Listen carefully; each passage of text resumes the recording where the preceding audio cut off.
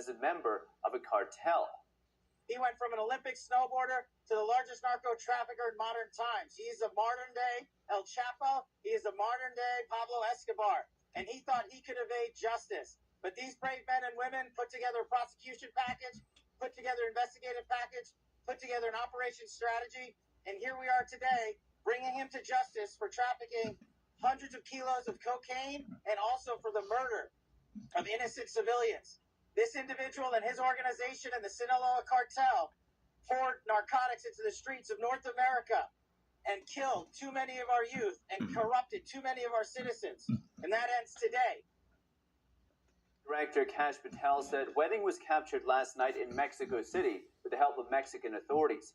The Bureau said Wedding's crime ring routinely shipped hundreds of kilograms of cocaine into California via Mexico and distributed the drug throughout the U.S. and Canada. The FBI placed him on its 10 most wanted list last year. His arrest marks the 6th individual on that list to be captured in the past year.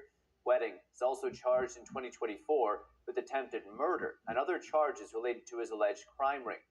According to court documents, the former athlete began his drug trafficking operation in 2008. He spent 2 years in jail before being let out in 2011.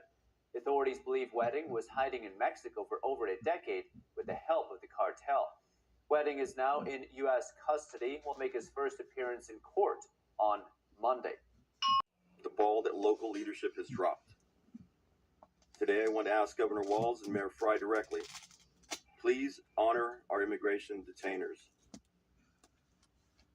During today's press conference, ICE provided details about some of the individual agents have apprehended. One of those arrested is an alleged MS-13 gang member and registered sex offender with a final order removal from 2021. That individual had been deported 4 times and allegedly attempted to grab an officer's gun during his arrest. Immigration agents also arrested an individual from St. Lucia with 11 criminal convictions, including larceny and stolen vehicle offenses. Another illegal alien taken into custody had a conviction for second-degree murder. In addition to the arrests, Border Patrol Commander Greg Bovino discussed the effect rioters were having on immigration enforcement operations. Let's take a look at what happened yesterday. Some of you may know that Border Patrol and ICE were out conducting our Title 8 mission, and several of our teams were set upon by violent protesters, anarchists, rioters, individuals, and extremists that were intent on ensuring that we did not take these very people that Marcos talked about off the streets. Intent that we would not arrest these individuals, these illegal aliens that prey upon mom and pop America every single day. Bovino also criticized local Minneapolis police for failing to stop individuals from impeding ICE operations. Bovino added that he believed Minnesota Governor Tim Walz and Minneapolis Mayor Jacob Frey were allowing and emboldening rioters to harass and attack ICE agents. Meanwhile, House Republicans advanced a $1 trillion spending package. The legislation would include funding for ICE amid ongoing immigration enforcement operations. The House is expected to vote on 2 separate government funding packages today, after the bills cleared their first hurdle in the House Rules Committee earlier in the day. Here's the point. We can do a good job of enforcing our immigration laws without the chaos, but it actually requires the cooperation of state and local officials. If you look at blue cities and blue states, red cities and red states, you go to Austin, Texas, or Memphis, Tennessee. You go to the state of Texas, obviously a very red state, or the state of Tennessee, a very red state, but you've got blue cities within those states, you do not have this level of chaos. The reason why things have gotten so out of hand is because of failure of cooperation between the state and local authorities and what these guys are trying to do. We have a ton of resources, a ton of ICE agents in this city right now that I would rather us not have. I'd love to send those guys home. They're not even doing targeted immigration enforcement. They are trying to protect ICE officers who are doing immigration enforcement, because when a crowd surrounds them and these guys call 911, the local officials, the local cops have been told to stand down. So we have people here who aren't even doing immigration enforcement, they're doing force protection. So that if a rioter tries to ruin the life or assault an ICE officer, they're actually protected. Now, doesn't it make more sense for the local cops to get involved in that situation? Why not just have the mayor or the local officials tell the police officers, you know what? If an ICE officer is being assaulted by a far left agitator, you are invited. You should actually help them. That's what would work out in any normal situation, and that's what happens in nearly every jurisdiction, red or blue, in the United States of America. The reason it hasn't happened here is because the local authorities have been told, stand down, do not help ICE, promote the violence, promote the agitation, but don't do anything to lower the temperature and lower the chaos. That's a problem. Here's another example of how the lack of cooperation between state and local officials makes it harder for us to do our job, turns up the temperature. Let's say, for example, we have a criminal migrant who is a sex offender. And let's say that we've got to go and arrest that person who, Democrat or Republican, wants a sex offender living in their community. I would assume, I would hope that most people don't. But because they're an illegal alien, we don't know their last address. We may have known their address 3 years ago, but we don't know their address now. What we'd like to do is talk to local officials and say, you know what, according to the Medicaid rules, where was the last address this person was domiciled? Or according to a SNAP application, a food stamps application, maybe that could give us insight to where this person is today. Or maybe they had some local court trouble. We could go to the local courthouse or even the local jail and try to find where this criminal sex offender is today. The local authorities have been told, do not cooperate. So these guys are trying to go out and enforce the law. They're trying to arrest sex offenders, but they're trying to do it in an environment where local officials have been told, do not help them, do not provide intelligence about where these sex offenders might be. This is disgraceful.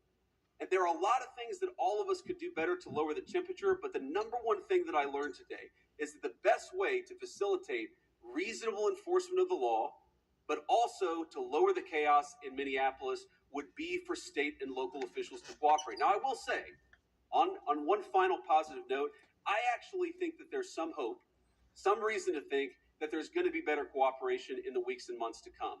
I think that because I've talked to some of the local officials here. I think there are reasons to believe that these people are going to step up and actually ask the cops to protect our ICE officers when they're being assaulted. They're going to ask the local courts to cooperate with getting criminal sex offenders out of our community. That's a good thing. That's the good news, and that's something I'm going to work on when I get back to Washington. But please, if you're a local official, if you're the mayor of this town, if you have any influence over those people, just tell them to cooperate. Because we could have immigration enforcement operate as smoothly and without the chaos that we see in Austin, Texas, or Memphis, Tennessee, or even rural parts of the state of Minnesota. All we need is a little cooperation. I guarantee we're going to do the best to be professional, to respect people's rights, to not do anything that we don't have to do in order to enforce immigration laws, but it would make our lives a lot easier, it would make our officers a lot safer, and it would make Minneapolis much less chaotic if we had a little bit of cooperation from the state and local officials. With that, I'll shut up and take some questions. Thank you, guys. The local school district here in London, ICE agents detaining a 5-year-old after preschool on Tuesday. We've also seen multiple American citizens detained by ICE or harassed by ICE in the last 6 weeks. Are you proud of how your administration is conducting this immigration crackdown here in Minnesota right now? Well, I'm proud of the fact that we're standing behind law enforcement, and I'm proud of the fact that we're enforcing the country's laws. But, you asked a question about this 5-year-old kid. I actually saw this terrible story while I was coming to Minneapolis. We just left Toledo, Ohio this morning for an economic messaging event. And I see this story, and I'm a father of a 5-year-old, actually, a 5-year-old little boy. And I think to myself, oh my God, this is terrible. How did we arrest a 5-year-old? Well, I do a little bit more follow-up research. And what I find is that the 5-year-old was not arrested, that his dad was an illegal alien. And then when they went to arrest his illegal alien father, the father ran. So the story is that ICE detained a 5-year-old. Well, what are they supposed to do? Are they supposed to let a 5-year-old child freeze to death? Are they not supposed to arrest an illegal alien in the United States of America? If the argument is that you can't arrest people who have violated our laws because they have children, then every single parent is going to be completely given immunity from ever being the subject of law enforcement. That doesn't make any sense. No one thinks that makes any sense. Now, there are so many of these cases like that where if you just understand the context, there have been a number of situations that I've looked into personally where I say, wait a second, We don't want ICE arresting American citizens. They're supposed to be enforcing the immigration laws against illegal aliens. So then I look into it and I find out that the American citizen who was arrested took a swing at an ICE officer. You can't have that happen. And of course they have to defend themselves. And of course they have the right to detain somebody who assaults a law enforcement officer. Now, this is my point. Do we want these things to happen? Do we want these arrests to be so chaotic? No, we don't. These guys want it least of all. But if we had a little cooperation from local and from local and state officials, I think the chaos would go way down in this community. President! After the Renee Good shooting, sir, the administration seemed to say... Yeah, well, you can go next. Oh, no, I'm sorry. I Yeah. thought you wanted to... No, that's fine. I'll take both. After the Renee Good shooting, sir, the administration seemed to... After the Renee Good shooting, the administration seemed to suggest that ICE officers enjoyed near complete immunity. But today you told the Washington Examiner that when appropriate, the administration might take disciplinary actions against ICE agents. So is that a change of opinion? And if so, why did you tell me? No, I didn't say, and I don't think any other official within the Trump administration said that officers who engaged in wrongdoing would enjoy immunity. That's absurd. What I did say is that when federal law enforcement officers violate the law, that is typically something that federal officials would look into. We don't want these guys to have kangaroo courts. We want them to actually have real due process, real investigation, because again, sometimes they're accused of wrongdoing, and it turns out when you learn the context, they didn't actually do anything wrong. But of course, we're going to investigate these things. Of course, we're investigating the Renee Good shooting, but we're investigating them in a way that respects people's rights and then ensures that if somebody did something wrong, yes, they're going to face disciplinary action, but we're not going to judge them in the court of public opinion. I've spoken at length on this particular case. I think that Renee Good's death is a tragedy. I also think that she rammed an ICE officer with her car. So the tragedy here is multi-layered. The tragedy is there was a misunderstanding. The tragedy is that Renee Good lost her life. The tragedy is that you have ICE officers who are going into communities where they're worried that if they call 911, no one's going to come to help them. That is what produces this terrible situation, and it's something state and local officials here in Minnesota could solve. Yes, sir. Could you give us a message towards March for Life tomorrow, especially regarding this cooperation and family values? It's a shame the kids have to get caught up in all this, and towards that. Well, it is a shame that kids have to get caught up in this. I am speaking at March for Life tomorrow. I'm pro-life, and I'm very excited to speak there. I want to talk about local law enforcement, but I am. As a child, I saw people in my family get arrested. It's terrible. It's heartbreaking. It's chaotic. It's traumatic for the kids. I could recognize that, and I could recognize that we got to support these kids. While on the other hand, saying that just because you're a parent doesn't mean that you get complete immunity from law enforcement.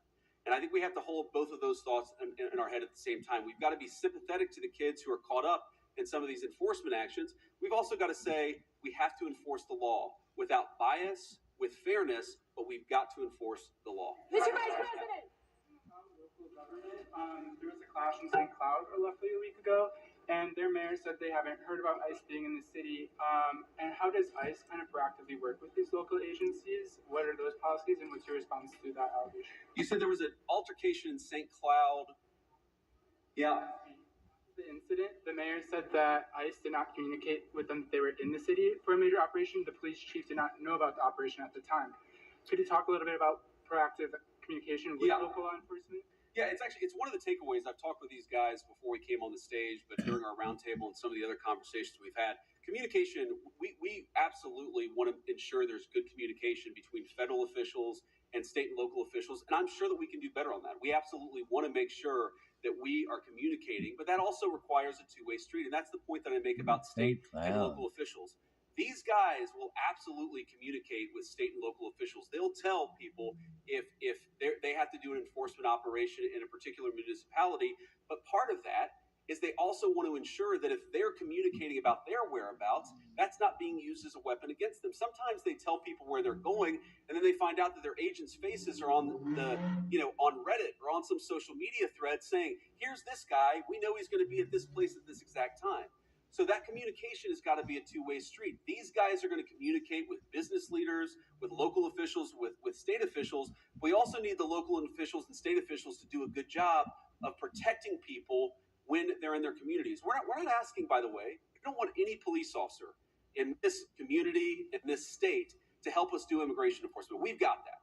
But if a protester shows up and that protester turns violent against our immigration officers, we really, really need the cooperation of our local partners. We haven't gotten it yet, but I think if we do, we really can lower the temperature. Yeah. Earlier this week, the Washington Post reported today that an ICE memo allows agents to enter people's houses without a judge's warrant. What do you say to people who are concerned about this violating the Constitution, and how much is this tactic being used? Yeah, so I saw that story, and the story is like so much that I read in the mainstream media. It's missing a whole lot of context, and when you appreciate the context, it makes sense. No one is saying, look, there are exceptions. For example, a crazy exception, if somebody is fired at from inside a house, they don't need a warrant to go inside that person's house. There are very narrow exceptions to the warrant requirement where law enforcement officers don't need a warrant if, for example, they're an imminent threat of their lives.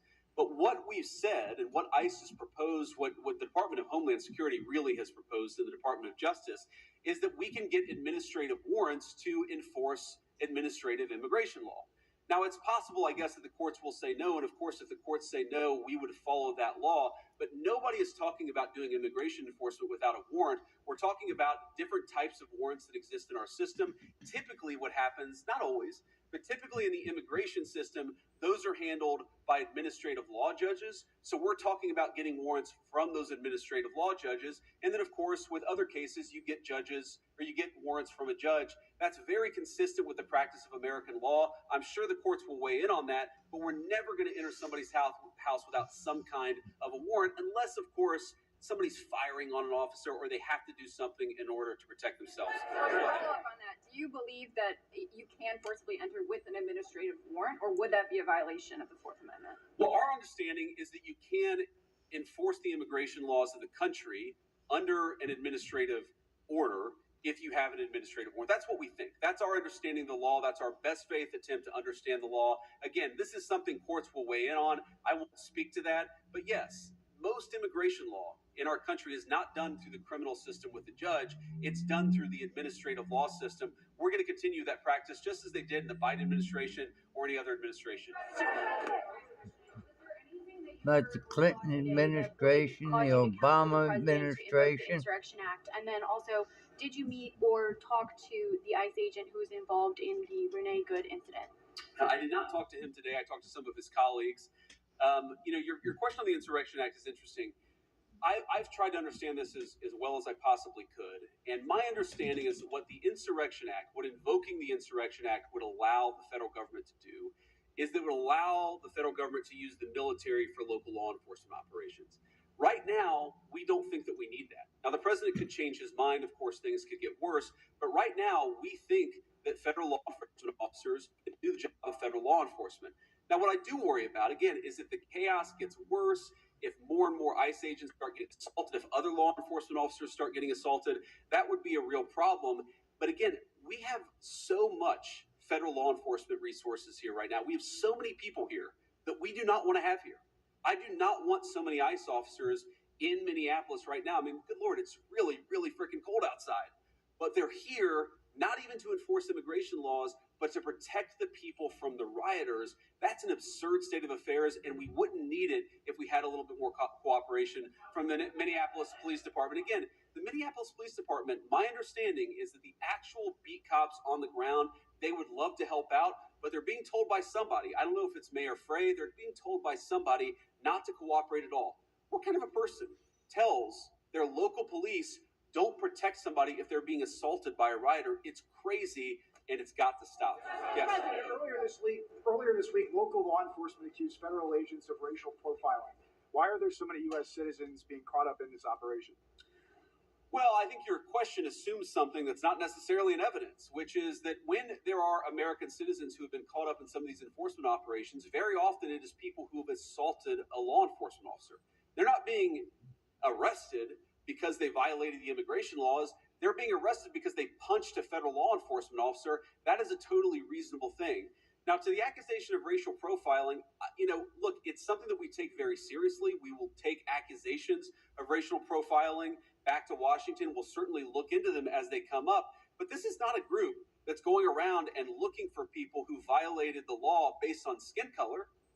They're looking for people who violated the actual law, the law of our immigration system in this country. And so long as we had more cooperation, I think they could do these things in a much more targeted way. They would actually know where some of the bad guys are. I mean, again, you hear things that are hard to believe, but I've confirmed that they're true.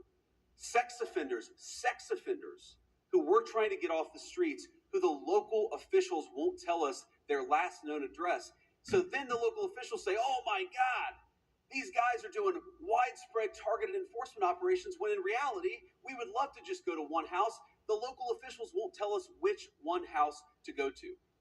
Mr. Vice President. To that question, the local police chiefs have said their own off-duty officers, so police officers, are being targeted because they are a person of color and asked to show their papers. Is that a concern of the administration and the Department of Homeland Security if local law enforcement says their own officers are being targeted, and they described it as, quote, civil rights violations in our streets? So I saw one story about this, and one local police officer who said this. And look, certainly is it a concern? Absolutely. The first thing we have to figure out is whether it happened or not. And then if it happened, whether there is a good explanation or a bad explanation. And of course, if somebody violated the law, if somebody racially profiled, if somebody violated the rights of one of our fellow citizens, that is something we will take very seriously. What I also would say is that many of the most viral stories of the past couple of weeks have turned out to be, at best, partially true. So we want to try people based on reality, based on the truth, based on context. We're not going to prejudge people just because a viral social media story that turned out to be half false. Mr. Vice President. Quick question about the roundtable you just had. I presume that happened. Did you invite anybody with an opposing point of view to get an idea of why people are upset here? And just as a quick follow-up, have you reached out to Governor Walz at all in an attempt to turn down the temperature? So I haven't talked to Governor Walz on this particular trip. A number of members of our administration, I believe our chief of staff, spoke to the governor and has been in constant contact with his staff over the past week. We've been in my office in constant contact with people here on the ground in Minneapolis. There were certainly people at our roundtable with opposing views, and look, I don't even know, whether it's public, but yes, we met with people with opposing views here at the roundtable. I wanted to get a perspective from everybody, but also, of course, offer my opinion that with a little bit more cooperation, we could lower the chaos. We're going to keep on doing that. If Governor Walz wants to call me, we'll absolutely continue talking. I will say that my sense of this situation, having talked to these guys for a long time, is this is primarily a law enforcement issue. This is the Attorney General. This is the local mayor. This is all of the organs of local and state law enforcement. That's who we focus on, but we've certainly been in communication with the governor and his offices as well. Vice President. Yeah. So local law enforcement obviously hasn't been really helping out with the agents who've been assaulted repeatedly. What's the plan if nothing changes there here locally and this operation has attracted thousands of agents? Are there any plans to go into any other cities from here? Well, right now we're focused on Minneapolis because that's where we have the highest concentration of people who have violated our immigration laws. And that's also, frankly, where we see the most assault of our law enforcement officers. I mean, our plan is very simple. If you assault a federal law enforcement officer, we're going to do everything that we can to put you in prison. It's very simple. And most of these protesters, as much as I may disagree with their politics, most of them have been peaceful, but a lot of them have not been peaceful. And if you go and storm a church, if you go and insult a federal law enforcement officer, we're going to try very hard. We're going to use every resource of the federal government to put you in prison. Respect people's rights. Respect people's rights to worship. Respect people's rights to do their job without being assaulted. If you follow that basic principle, the Trump administration does everything that we can to protect your rights. But if you go after somebody, if you assault somebody, if you make a 9-year-old girl cry because you walked into her church and harassed her, we're going to go after you with every single tool that we have. Vice President. Yeah, you guys know with NBC News, sir, your administration has said repeatedly this is about safety, about making Americans feel safer. So what do you say to people here in Minnesota who say it's the overwhelming presence of ICE officers and federal officers and their tactics that are making them feel less safe? Well, one thing I would say is, first of all, we saw in 2025 the biggest one-year drop in murders in the history of the United States of America. Significant reductions in violent crime. The reason why we have less violent crime is really two reasons. Number one, because we're enforcing the immigration laws and getting very violent criminals out of our country. And number two, because we're enforcing our criminal laws and putting guys who assault and murder behind bars. This is part of a broad effort to make us safe.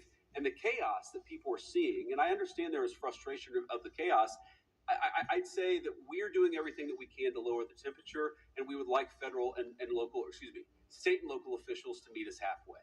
So much so.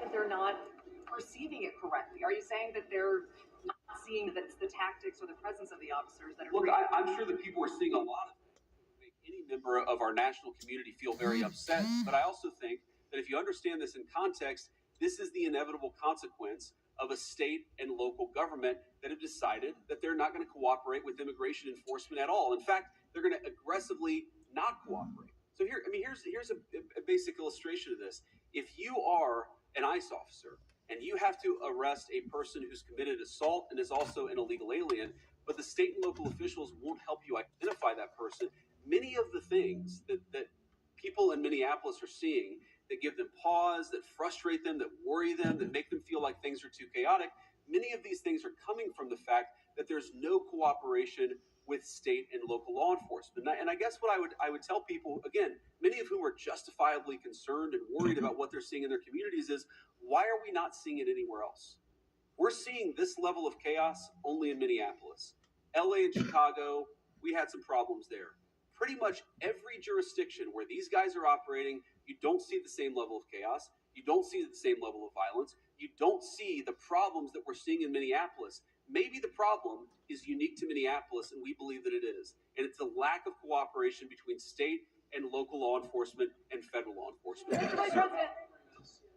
ICE has been operating here for years with less pushback than we're seeing right now. And even the St. Paul police chief recently said, is there not a way to find common ground without scaring the hell out of people in the community? Those are his words.